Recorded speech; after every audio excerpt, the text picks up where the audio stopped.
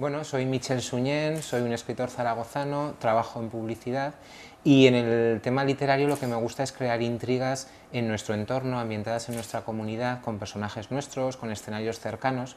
Son intrigas intensas, descarnadas, de estas que te llevan desde la primera página, casi sin solución de continuidad, hasta el desenlace, como auténticas montañas rusas llenas de emociones, de giros inesperados, de vaivenes, con las que disfrutas desde el principio hasta el final, pasándolo bien, pero pasándolo un poquito mal. Es una novela ambientada en Zaragoza. Los protagonistas son una familia.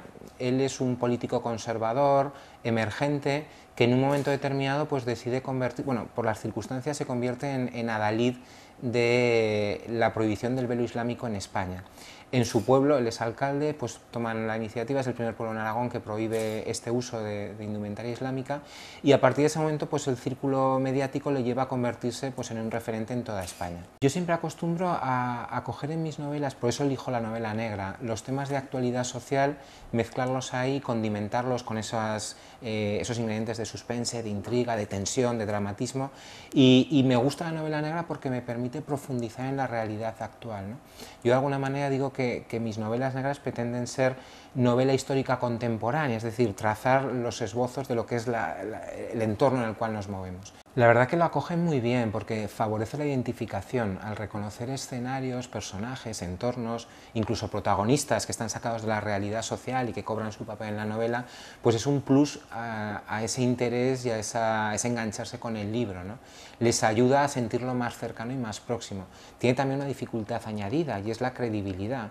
Cuando ahí te cuentan estas historias en Madrid, en Barcelona, o en Londres o en Nueva York de sádicos, de crímenes, pues parece como que puede ocurrir porque estamos acostumbrados en las noticias o en los periódicos a ver ese tipo de noticias en un plano lejano.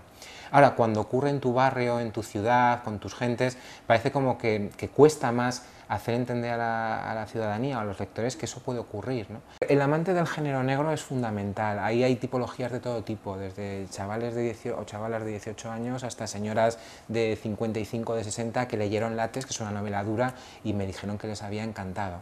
Pero siempre es ese tipo de personas que buscan emociones fuertes en las novelas, que no es simplemente pues, una lectura amable, sino que son novelas que se entretejen en torno a temas pues a veces duros, complicados, ¿no? No abusan de lo sangriento o de lo gratuito, pero sí que te enfrentan ante esos fantasmas sociales con los que estamos conviviendo.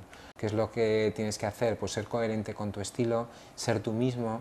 A veces te llegan oportunidades donde se te piden de editoriales más o menos grandes para dar el salto y tal, donde se te pide hacer un tipo de literatura diferente a la que estás haciendo habitualmente. Es peligroso ir por ese camino, porque al final, cuando dejas de ser tú mismo, pues a lo mejor lo más genuino, lo más original que tienes tú como escritor, lo estás sacrificando, ¿no?